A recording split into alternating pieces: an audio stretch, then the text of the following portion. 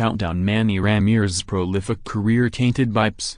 USA Today Sports is counting down the top 24 candidates on the 2018 Baseball Hall of Fame ballot in advance of the January 24 election results.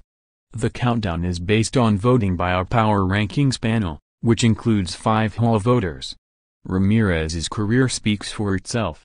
He was one of the most feared sluggers and greatest run producers in the history of baseball. There's absolutely no arguing this. From 1995-2008, Ramirez batted .317 with a 1.013 OPS and 1,660 RBI, the most in baseball over that stretch. He won 2 World Series titles with the Boston Red Sox, and his Manny Being Manny persona made him one of the more beloved players for fans everywhere. That brings us to the elephant in the room and what will ultimately keep Ramirez out of the Hall of Fame for the foreseeable future. He tested positive twice for banned substances, once in 2009 and again in 2011. Hall countdown. The case for, with Cleveland in the 1990s, Ramirez was a key cog of some of the game's most prolific offenses. His 165 RBI in 1999 were the most in a single season in more than 60 years. Days after Alex Rodriguez signed his 10-year, $252 million contract following the 2000 season, Ramirez signed a mega deal of his own, $160 million with the Red Sox.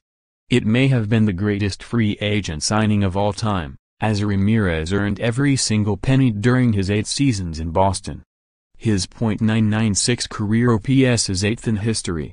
He ranks 16th all-time with 1,122 extra base hits, 19 TH with 1,831 RBI, and 15th in home runs with 555.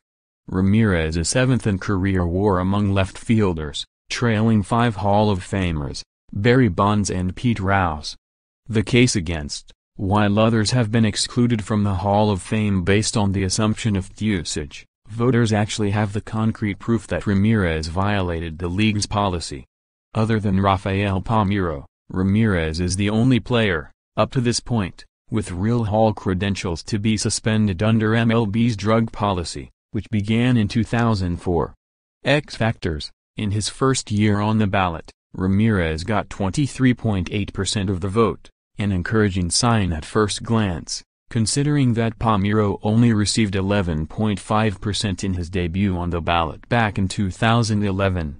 However, Ramirez's initial showing is on par with the 23.5% for Mark McGwire's first year. McGwire's support tapered off over his time on the ballot, finishing with 12.3% in his final year.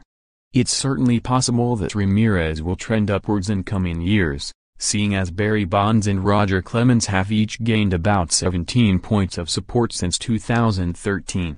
Still, that could very well be the ceiling for both of them. Consensus: as great as he was, the 2 positive tests for performance enhancers effectively wreck Ramirez's candidacy. Time will tell whether voters can forgive and forget, but don't expect that in the near future.